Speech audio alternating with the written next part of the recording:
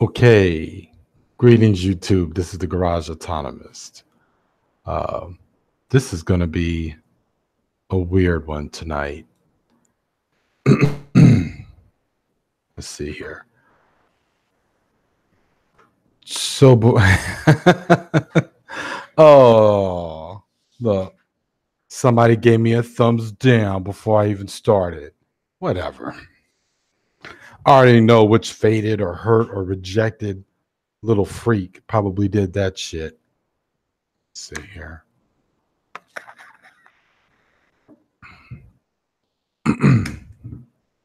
Okay. I'm going to go ahead and get started. It's not like there's a huge rush for me to get off the air tonight. However, I probably am still just going to leave this to just about an hour. Okay. What kind of stuff? Okay. So just about an hour of me talking. If what's up, Afro Syndicalist? How you doing?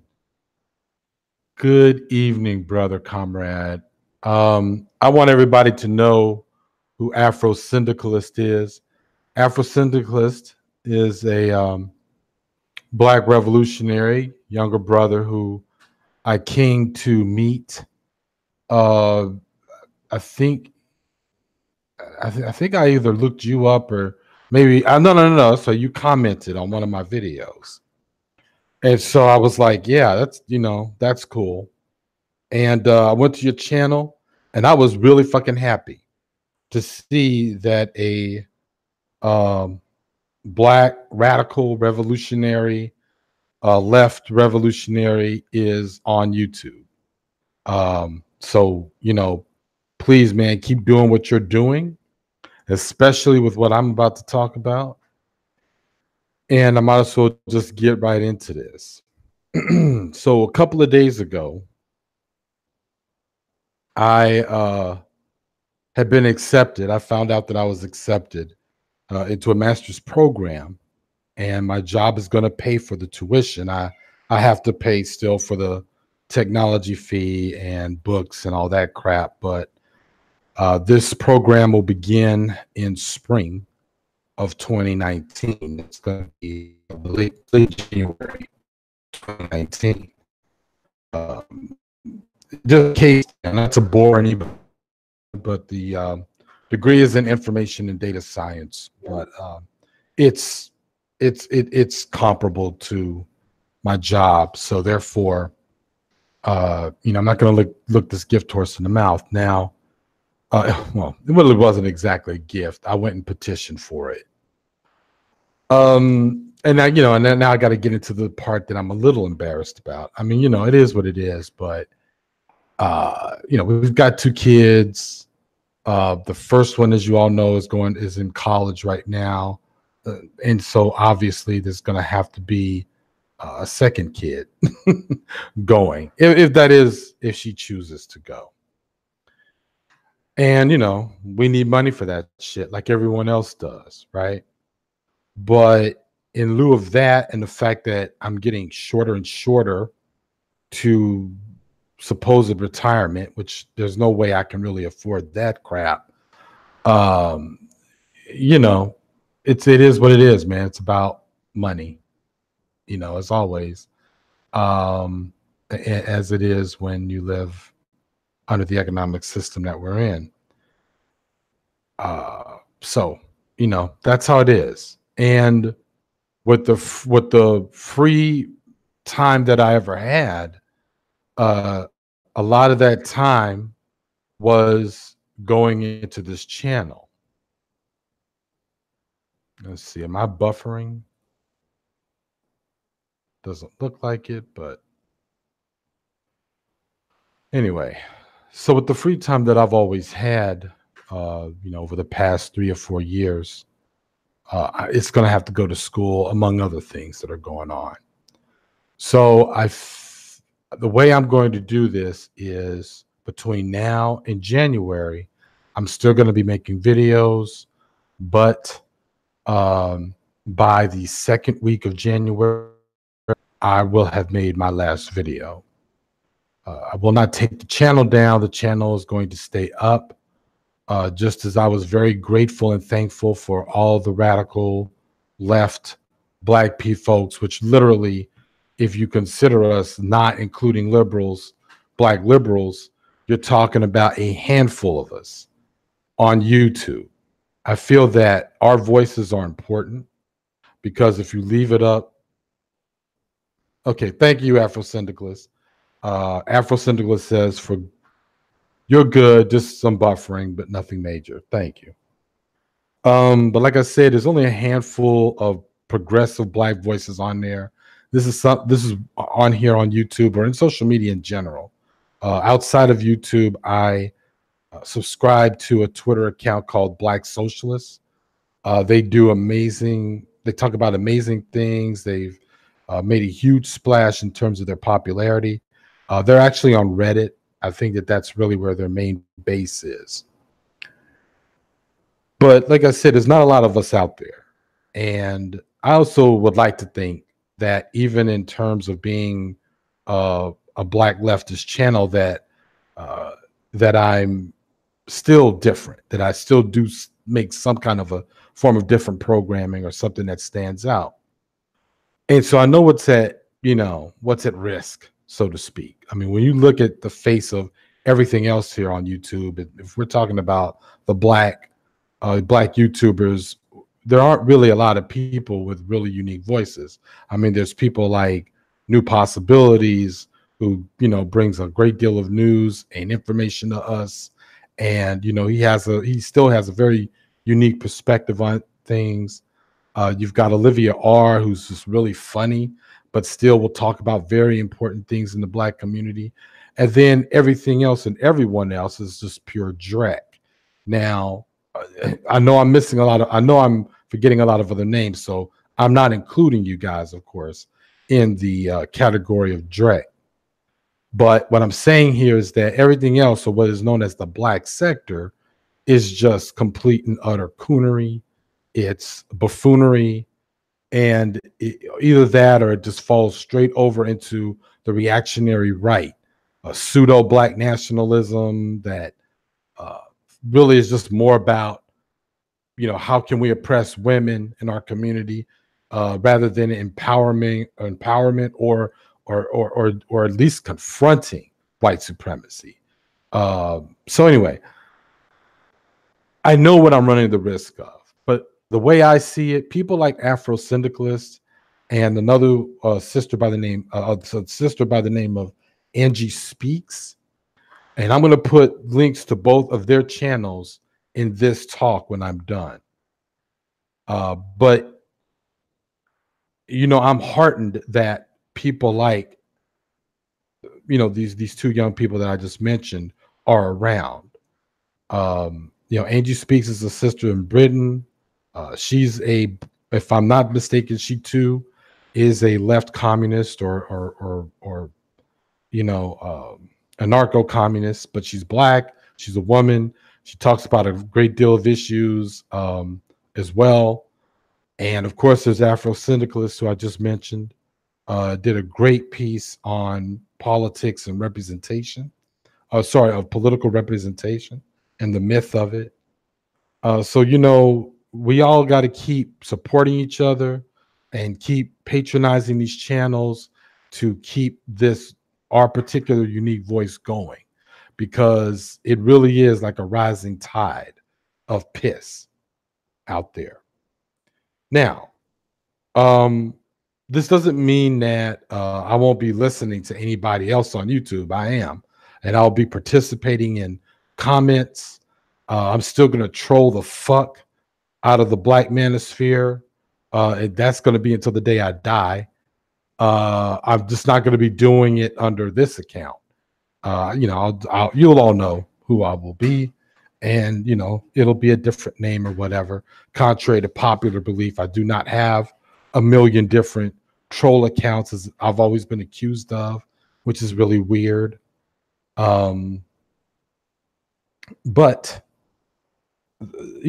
that's just going to happen. So I still have videos. I'm still going to make videos between now and late December, early January. But then after that, that'll be it, because it'll be me going back to school, and of course, doing what I do here at the house. And that's another thing. Personally, what all brought this on? Like, why did I even go to go to my bosses and shit, and why am I interested in going back to school and stuff? I'll be honest, it's a mix of things. Like, yeah, I talked about the financial shit that's going on, and things that we're just trying to shore up for. But the other end of it all is that when I interviewed my oldest daughter, the first time I interviewed her, as you all know, she was about to graduate from high school. But I think listening to what she's done already as a kid. Oh, what's up, baby Moscato? Oh, damn, I didn't see Force 100 Bull is in the house. And baby Moscato, peace, y'all. But one of the things that my daughter was saying, I mean, as she was talking and talking about all the things that what we basically got her involved in when she was younger, I'm sitting here and I'm going like, you know, it's not like I am dead. It's not like I'm old. I'm listening to her do she's in a place where I was, sans college. Because when I was a kid, when I was her age, I wasn't going to college. I was working. And, as a cook at the time, I mean, I didn't go to college really until my mid or late 30s. So, but, and even then at the first time, well, first round, it wasn't really college. It was certifications in my tech field, in my field.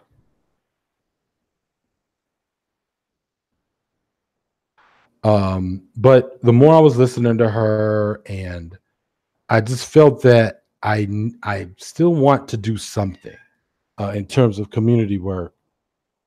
God damn it. Sorry, y'all. My cat is tripping out. But I still want to do something in terms of community work. I've been inspired hugely by a brother by the name of Kali Akuno and the work that he's doing in Mississippi. There are people like Daryl Jenkins of the One People's Project. I mean, I just feel like I just haven't figured it out yet. I don't look down on media activism like what people are doing here. They're putting out material and teaching is ultimately what they're doing. And each one teach one is I believe. But for me, that's just not enough. I want to do something else. So, and another thing is that I feel like I've pretty much said almost everything I've ever wanted to say, especially in the face of all the racism on YouTube, the anti-feminism on YouTube, the anti-working class, the anti-working class attitudes, all of this shit. It's like I think I've said enough, or have said enough without having to repeat myself all the damn time. I think I've wanted to say what I needed to say that counters all this shit on YouTube. The thing is that one person is not enough, and I don't believe I'm the only person. Of course not. That's my point. Like when I first started this channel, there were people who did things like what I was doing. There's Afro Marxists who basically post lots of speeches and footage of our elder revolutionaries, and I think that and I think that we have to just have to have that continuum going. But I certainly never thought I was the only one out here, and I'm fucking glad of that, believe me. And but just our little, just me doing what I'm doing. I can't do it. I don't really want to keep doing it forever. I just feel like now I want to bring this back into the community and do something else. What it will be, I have no fucking clue. I may not even know what I'm going to be doing in terms of community work until maybe spring or summer anyway. I mean, well, it's summer anyway, So let me go in here in this chat room. Afro Syndicalist said, "You need a break, though. You do amazing work. but we are a small group trying to fight the most powerful and manipulative power structure on earth. We got to remind ourselves not to be overworked. Thank you. And you're right, Afro Syndicals. That's why I'm so fucking happy and grateful that your channel is out there, that you're out here, you know. Baby Moscato says, I hate to see you go, but I understand. Perhaps you will change your mind once you're rested. You might be right, Baby Moscato. It depends. When I've got this program is about 4 years long. I'm starting in the spring semester, and then next year, fall, whatever. There's still a couple of other classes that I have to take as a requirement. This is a continuing education program, so a lot of my work already in the field that I'm in has sort of leveraged some other little credit requirements that I don't need. So that's part of it. But I still have other courses that I have to take towards the master. So, it is what it is. I really wished, if anything, I was going back to school for something better, like shit that we should be doing, like just going to school to just study and really learn things that we'd like, philosophy, things like that. But, unfortunately, it's not romantic. Force 100 will say you should not stop making videos, Garage. Your content is great and carries a good message. Thank you, Force. Thank you. Baby Scott says, I took a break. I feel great and ready to produce more content on my 3 channels. I'm glad to hear that, Baby Moscato. Damn, I don't think I looked you up to see what kind of channels you had. I need to look into that. I'm sorry. That's what I do with most people who subscribe. Hey, what's up, Angela? Thank you, Angela. Thank you a lot. I see that you were live earlier, but I was just trying to prep for tonight. So again, I'm just gonna go into open mic. I won't bore y'all anymore with this little drab news. Like I said, if I do feel better, if I do feel differently, in return to the mic, so to speak, I will. But maybe another thing that might make sense for you guys. I just want to say this one last thing, and then I'm gonna move on. What might make sense to you guys is another reason why I'm doing it, because you've seen the videos that I made. Well, if you go older, if you look at my older videos, look at the difference in quality. I mean, granted, I may have been still new to video editing. I may have been new to audio editing, but I feel that the level of energy, at the same time, the content itself, the research that I put into my older videos was because, again, I had the extra time I had was enough for me to do that kind of work. Now that's not the case. And basically, when I go to school, it's even going to be worse. So that's my point. Like, other than me basically getting on the mic and saying, fuck the racists, fuck the misogynoir, and fuck capitalism, and then I'm out. That's pretty much the only level of videos I'm going to be able to make, and I don't want to do shit like that. One of the things I wanted to do, was to do videos where I demonstrated enough due diligence and research, other than, I didn't want to just get on and be dogmatic, which I try not to do. But a lot of that takes time, and a lot of that takes a lot of work. And it's stuff that gives me pleasure, but it doesn't give me pleasure when I don't have enough time to do it. And the end product is something that I barely even want to listen to. I mean, yeah, it's to the point where I don't even like listening to the videos that I make anymore, because I just feel like they could have been better. I could have done a little bit more research work on that. And not that the research was faulty, it's just deeper, and the writing wasn't deeper enough. And as long as I used to like, as I was able to make, in the first videos and stuff. So no matter how clumsy and amateurish they got in my earlier videos, I'm actually more proud of those than anything else. I would say up to about a year, So I don't know. Other people may be different. May be different about that. So what I will do is do a lot of archiving and stuff on this channel, which means that after December or January, I'm going to start organizing the content in playlists under certain categories so that people can, listen, just kind of go by the way I've been thinking, and then the politics of it. That made no sense. But anyway, my point is that I just want to kind of give the content a theme and give them categories and stuff. All right. So about that Aretha Franklin funeral, I didn't listen to it. I was watching it, or rather, I had it on silent when I was working at work today. So I was watching the streams of it, and man, like I said, Aretha Franklin to my mother was like, I don't even know how to tell y'all, man. It was like, she was just, my mother just worshiped the woman, worshiped her to death. It was so weird, but I mean, I could tell shit about my mama. Anyway, my point here is that um I, her music and her work, I think, deserved a little bit more than some of the shenanigans that went on at that funeral.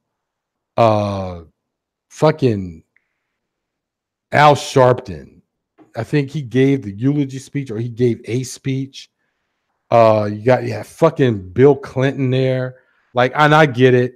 She sang at his inauguration, but I don't care, man. Like, why was he there? And then there was that little skinny guy. He's funny. He's a little skinny twerp from Saturday Night Live. They were showing footage of him and Ariana Grande because I think they're dating. And I'm like, why are they at the funeral? What was the purpose? Why? Anyway, man, I don't want to keep focusing in on the negative shit. It was just weird to me. It just became, her funeral became a spectacle. You know what I'm saying? I mean, that woman there deserved, in my opinion, like one of them funerals where it goes through 2 and 3 towns. You know what I'm saying? Like, whatever. Okay, so back to the chat. Baby Moscato says our house was filled with her music. Yeah. Baby Moscato says, yes, she deserved better. Yeah, Baby Moscato. Yeah, for when the weekend when she passed, we had her music blasting all over the house.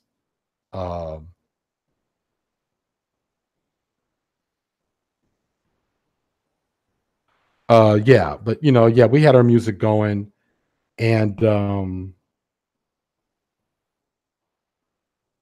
yeah, it was I didn't like that funeral. It was just nothing but pure spectacle. Phoenix says, actually, Aretha was friends with the Clintons. Yeah, I think I heard that, but I wasn't really clear. I'm glad you're clearing that up. And they hung out or whatever, but I agree she deserved more. Afro Syndicalist says the system will find a way to capitalize on everything. And that's true. Afro Syndicalist. I mean, the fact that the media needed to focus on who's who was at her funeral is just all part of the commercialist of this culture of commercialism that capitalism breeds in us. Like, we couldn't just really think about this woman and the struggles that she went through in the music business to get to where she was. I feel like I did like the pink Cadillac situation, and I'll tell you why. Because in a lot of ways, culturally, I mean, from the very first Black American musician, whoever that would have been, who most likely died penniless, but yet probably contributed greatly to American music, to whoever's rapping today, right? One of the things of Aretha's generation of artists was that if you had a Cadillac, you made it. That was your status. That was the status to show that you made it, right? Was to have a Cadillac. And yeah, of course, she had that god awful song in the 80s, Pink Cadillac. But my point here is that I felt like that was I like that was a good touch, that they did it, that they had this retro pink Cadillac for her, and I thought that was good. So I like that part. That was the only fucking thing. But like I said, I saw like I feel like there was some cultural meaning to that, or at least for me anyway. Um, Phoenix Chastain says, where are you going? What kind of masters are you getting? And did you quit Twitter? No, Phoenix, I didn't quit Twitter. I'm still on Twitter. That's another thing, y'all. You know what? I will have time to write on Twitter, something that I really don't do. What I've been on Twitter for now a year, maybe 2 years, and all I've ever done on Twitter was just up to now was just retweet other people's shit. So at least I will actually be putting out content there in terms of just my thoughts. But for somebody like me, man, I can't, I can't say something that's meaningful and tweet it under 100 characters or 150 characters. Like that's going to be a challenge for me, for a wordy motherfucker like myself. Baby Moscato says, I pictured a New Orleans style celebration. Yeah. That would have been a good send-off, Baby Moscato, definitely. Her voice was iconic. Mike Bunch smiling. What's up, Mike Bunch? Welcome, man.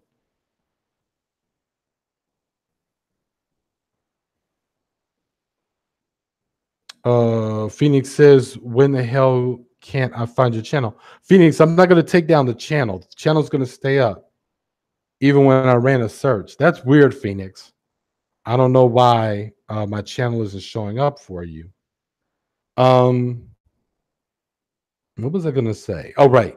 So yeah, Phoenix, it's going to be it's a degree in information and data science. You're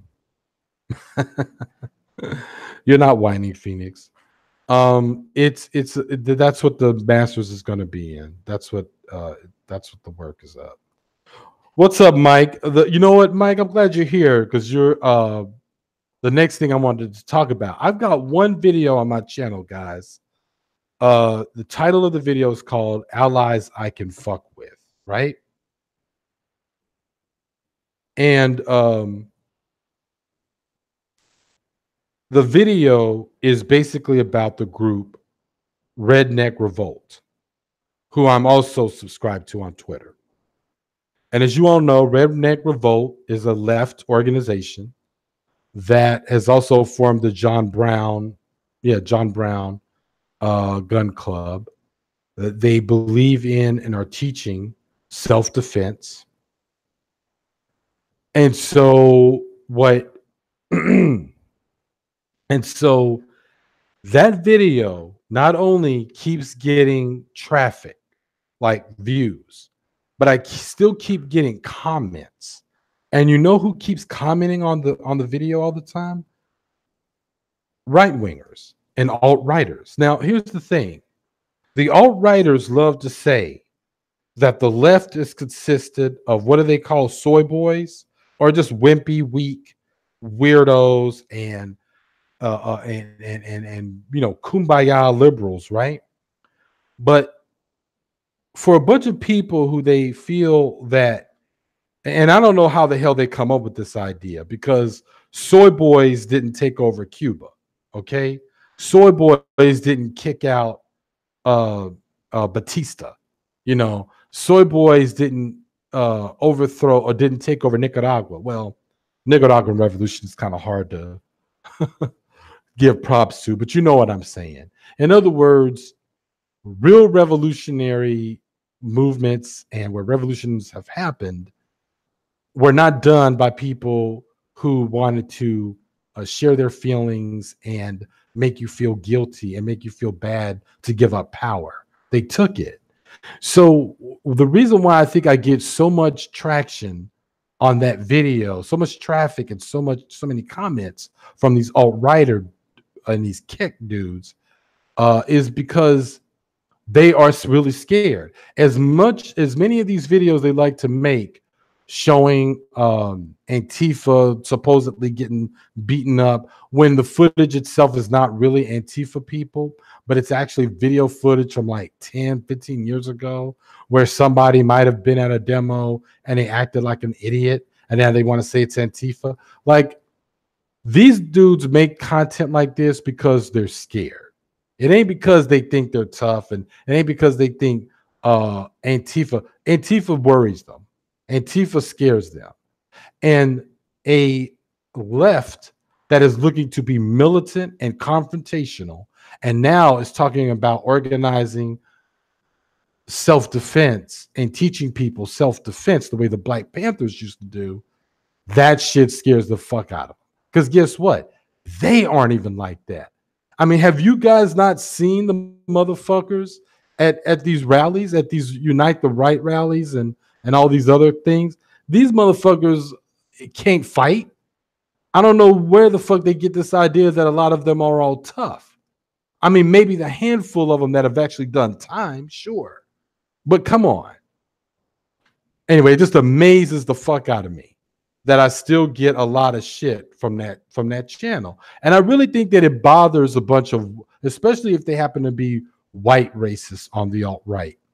I think what really scares the shit out of them is seeing other white people who are leftists with beliefs that counter theirs, but are militant and willing to like get in your face. That probably bothers them even more. And seeing them doing work with people of color and offering self-defense classes to people of color, or willing to be taught by them, and vice versa. And I mean, I think that shit is scaring these motherfuckers for real. All right, let me just go up here and see what's happening in the chat. Phoenix pointing at herself says sharpshooter, which I know definitely she probably is, and martial arts trained for years. And yeah, that's the truth. Yep, exactly. And Phoenix, you are a triple threat. You're a woman, and you know, like martial arts and fucking, you know, marksman. Well, you know, markship. What's the word? I don't know. Avro Syndicalist says this may be off topic, but a good bit of me wants to leave America for a long time, either to Ghana, Dominican Commonwealth, or Barbarossa, or Haiti. I can't stand this place anymore. All right, I want to stop right there, and I want to address Afro Syndicalist's comment here. Afro Syndicalists, whatever you do what you just said. Now, I don't want anybody to take this the wrong way. I'm not saying I have regrets. I don't have regrets. But I have to say this. Before I met my wife, right, I had that goal. I was going to leave the country. I was going to save my money when I was working at this plant, the plant that I used to work at after I was the years after, I was a cook. I was going to save my money. I was living very frugally, and the dream was to go to Brazil. I think, because I didn't know about the Dominican Republic at the time. I think I would have gone there and lived there, or Haiti. One of those. Yeah, but pretty much we're in the same thinking, Afro Syndicalist. My idea was that I wanted to go and live with the Quilombo community in Brazil. Now, in case you don't know who the Quilombos are, they're basically just the Brazilian Maroons. They are the descendants of escaped slaves who, they escaped the plantations, but then they moved, but then they lived in the wilderness and in the mountains, formed their own communities, and then began to form their own resistance community. So in other words, there were no slave catchers came looking for them. They were not going to be finding runaway slaves. They were going to be finding slaves who could shoot and defend their land, which is exactly what the Quilombos and the Maroons throughout the Caribbean, that's what they did. We don't hear a lot about that history because we don't ever want to think that the Africans who were brought here to this world, to this part of the world, were rebellious, that some were rebellious, and that some created their own communities. That's why Haiti is in the hell that it's in now. It's been historically punished ever since the slaves there, not only overthrew their masters, they took over land, and or they took over their own. Well, I shouldn't say their own land. That land belonged to the Arawaks, but you know what I'm saying. Mike Bunch, referring to the alt-right, says they are a lot of talk. Yes, they are. They sure are. Afro Syndicalist says, Mike Bunch says, they have nothing on the Panthers or even for a real motherfucker. That's true. Phoenix says they think that conflict is like a video game, the idiots. Mike Bunch says, my heart is in not all talk. It's sad that people want to leave. Well, I mean, Mike, it's not, to me, it's not so much about wanting to leave, because I mean, Afro Syndicalist has his, whatever his reasons might be. I'm assuming he wants to leave because he wants to just see the world, and that's what I'm encouraging, because that's what I'm saying. I didn't want to leave this country because I felt like if there was a defeat, I was going to come back. And there is no defeat.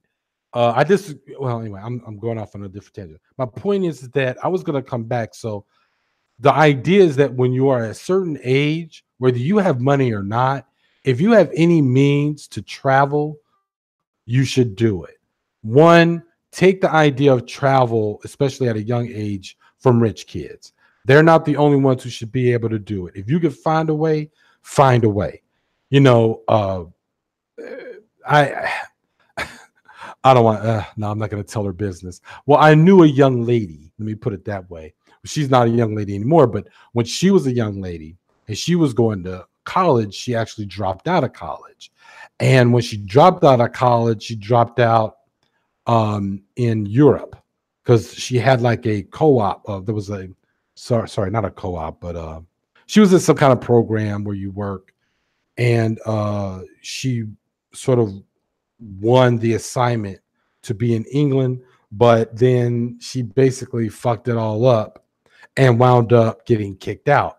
Well, when she was in England, she worked in bars.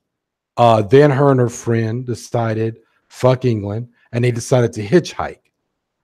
They had no money or support. Both of them come from poor. Both of them, the young lady that I knew and her best friend, and her best friend, still her best friend, actually the godmother of one of both of my kids.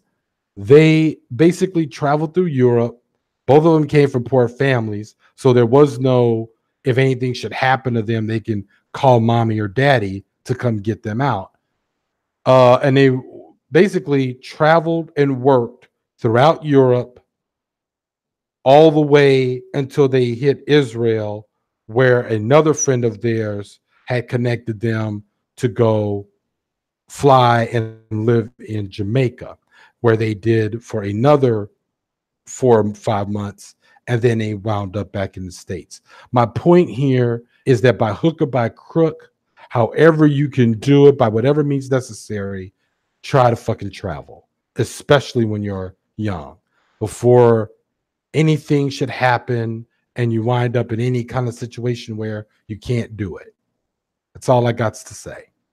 Of course, that was back in the 80s when they were able to pull that shit.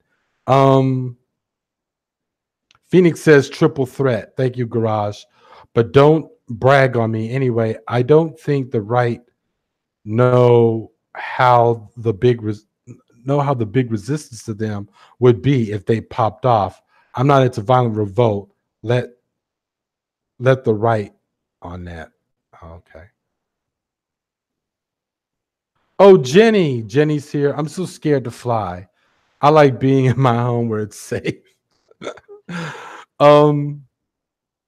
only reason why I don't like flying, Jenny, is how long it takes. I don't, especially, if I got to sit in the cramped seats.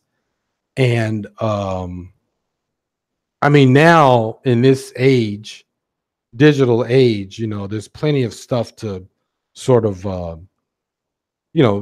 to occupy you, like if you don't want to look at the crappy movie they're going to show on the plane, which 9 times out of 10 they're usually pretty crappy, then you can always have like an iPad, or you can take out your laptop and watch a movie or do something like that, or read a book.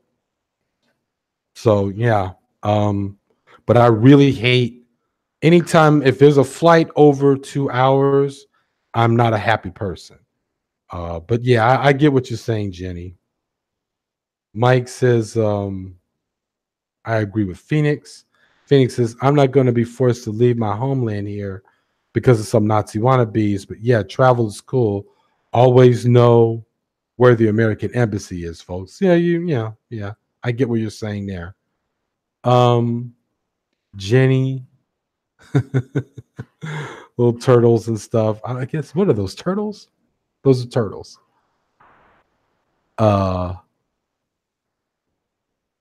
Phoenix, you're going to the Mediterranean. Shit, I think Phoenix has seen the Mediterranean. Jenny, no, I'm here to start FAAK. I've traveled the globe a lot already. Yeah. Jenny says, I have to go to New Zealand. It's the longest flight ever. Yeah. My wife, Jenny, for her job, God, was it Australia or was it New Zealand? I think she went to New Zealand once for her job. I've always wanted to see New Zealand, but that's mainly because I was a huge Xena fan, and I know that's fucking lame to want to go see a country because of a TV show, but come on, man, the scenes in a lot of those episodes were just fucking beautiful. Elm City, what's up, Elm City? Oh, M City says she's studying abroad. I'm glad to hear that. Damn, we're all making changes. This is like the last episode of Good Times. I'm just joking. Big J, hey Big J, what's up, man? Glad to see you're here. Phoenix says New Zealand is beautiful. Big J says, Jenny, I'm up to nothing. How's motherhood coming along? And Phoenix is asking Elm where she's going.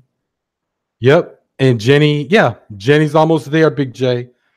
October, I was commenting on the fact that her baby is due on my favorite month. October is my favorite month. May is my second favorite.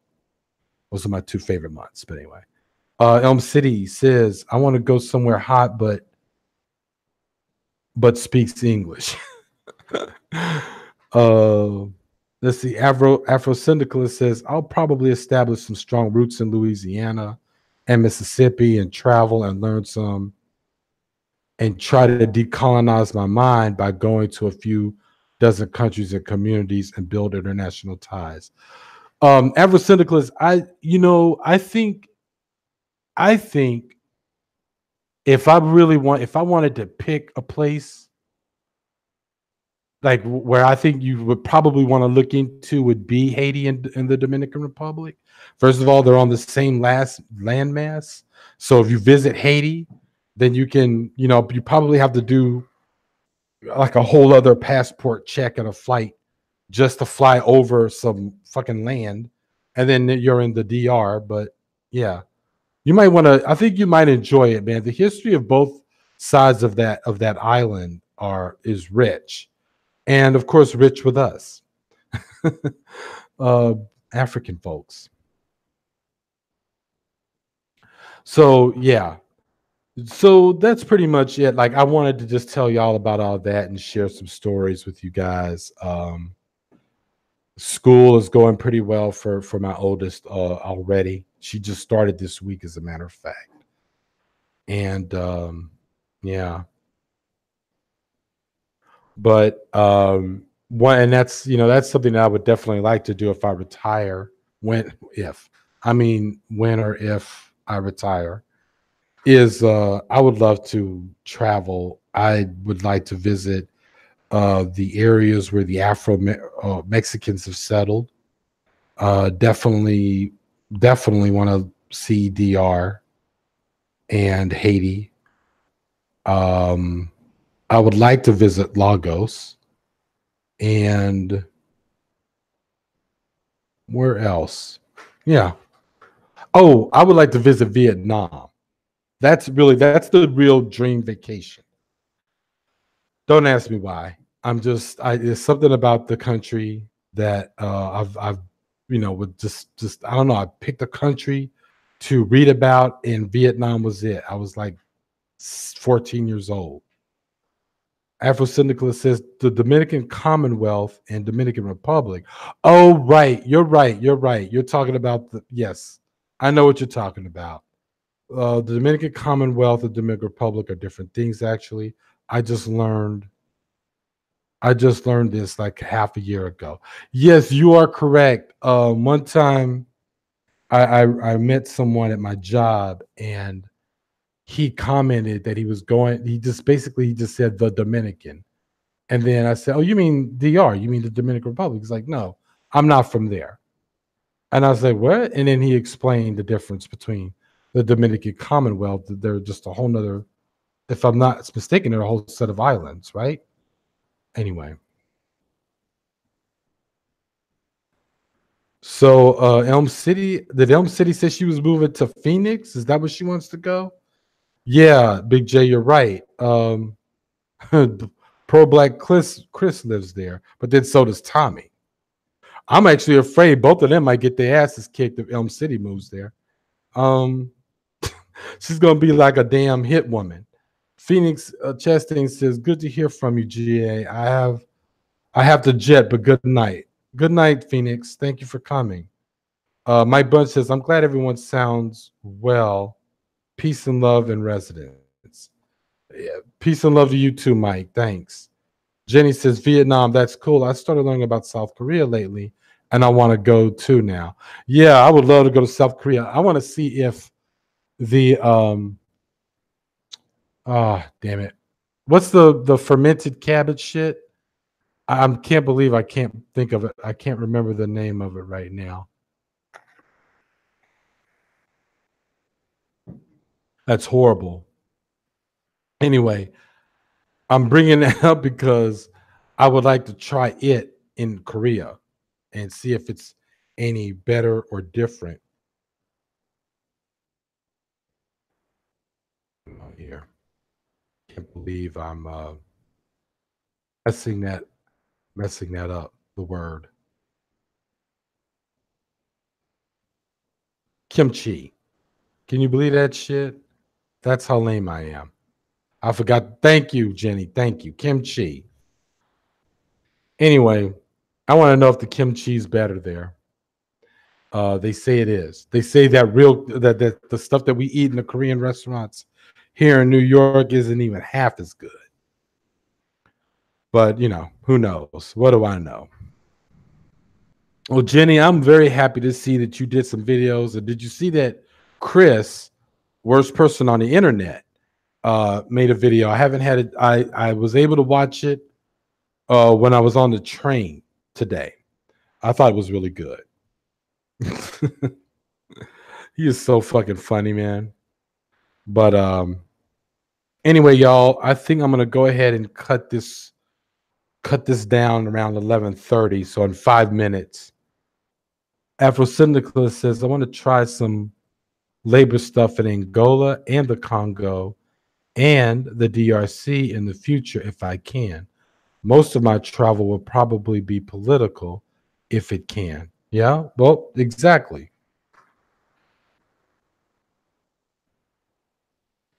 Jenny says she saw and she's going to watch after this. Good. Yeah, it's a pretty good video. And matter of fact, I think he did another one earlier in the month or something, but I remember saying I was going to watch it, but then I forgot to do it. So I think there's one video that I can catch up on. Let's see here. So everyone, like I said, I do have some videos coming out. I want to talk about, and I got a review. I want to go ahead and do the full review of Sorry to Bother You. I got dragged to go and see Black Klansman. And, you know, I know I'm kind of opening up a whole nother discussion right now when I said I need to go, but I'm going to have to talk about it later. But I did not like the movie. I wasn't happy about it at all. I really wasn't going to go see it. And then, like I said, a friend of mine really wanted to go see it. And so I went. And it was everything I knew it was going to be. Not good. Some of that, the story behind that movie is not really 100% true. I wanted to do I wanted to do a little bit more research before talking about it because I want to find out how much of the story isn't true. Two, to me, just the concept of, you know, a cop trying to bust white supremacists just is a little too far-fetched. I think it's almost falls into that sort of revisionism that Spike Lee has, and most Black nationalists underneath, and I do consider him one, have that idea, this ideal that the current structure that we have would be good if they fought, you know, on the side of righteousness. And it's like you'll never see the cops fighting on the side of righteousness, especially against the Klan of all people. Not when there's been a long history of Klansmen who were also police. Are you kidding me? No. So I just feel like we're really looking at a lot of make-believe and revisionism. And I don't want to, you know, I didn't want to watch that. And like I said, but I'm going to do a review on the movie. But after I do my review of Sorry to Bother You. And again, if you have not had a chance to see the movie, I do believe by now it is no longer in the theaters, which is the reason why I'm going to do my review, because I feel like it's, you know, I can finally talk about it in full. And I'll be doing that. And then after I do that, then I'm going to do my review on Black Klansman, which was just, it was just bullshit. So I want to thank everybody for coming tonight. And just to do a quick recap, the video, I'm not taking this channel down, but after January, first 2 weeks of January or so, I will not be making any more videos because I will be starting school. And, you know, the amount of time that I use to make this channel and make videos and content and stuff was the only free time that I had at the time. And now that free time is going to be further diminished. I feel that the quality of videos, if I were to try to do both, is just not going to be that great. I feel that all the people who've come to this channel and supported me, I mean, even with this long period of non-productivity, I've gotten 800. I'm now up to 35 subscribers. And I'm going to thank everyone who's ever subscribed. I want to thank Curious and Jenny, who've done a lot, like in terms of putting out my videos in other places. Jenny was retweeting my videos before I was retweeting my videos. Curious was putting my videos out on Facebook and under the group that she has on Facebook. And when I did the death of, or rather the murder of that happened with YouTubers, sorry. Oh God, what were they called again? Anyway, Russian Deadpool, that douchebag, when he murdered Heather, one of the other members of that collective, Skeptic Feminist. That was it, but that was what they were called. When he murdered her, I think, you know, Jenny retweeted that video when I talked about it, and it got spread out on Facebook. Next thing you know, man, I wound up with 400 subscribers by the end of that month. And I know it was because of that video. And again, I mean, without you guys who've been faithful to this channel, I never would have gotten this far. And I like the fact that, and I like that you know, I've grown this channel for, you know, with the slowness that I've grown it, but at least it was organic. And that to me it means that I've had people who've subscribed to me because they were interested in what I was actually saying and doing here. And that is far more meaningful to me than trying to be YouTube famous any fucking day. And that is as real as I'm trying to get right now. So thank you guys for listening. I'm going to keep this short and peace out. Again, I do have videos, but as you all know, there will be a cutoff after January. Thank you so much for coming. Afro Syndicalist, Mike Bunch, Phoenix, Elm City, Baby Moscato, Big J, everyone else. If I missed you, peace. This is the Garage Autonomist.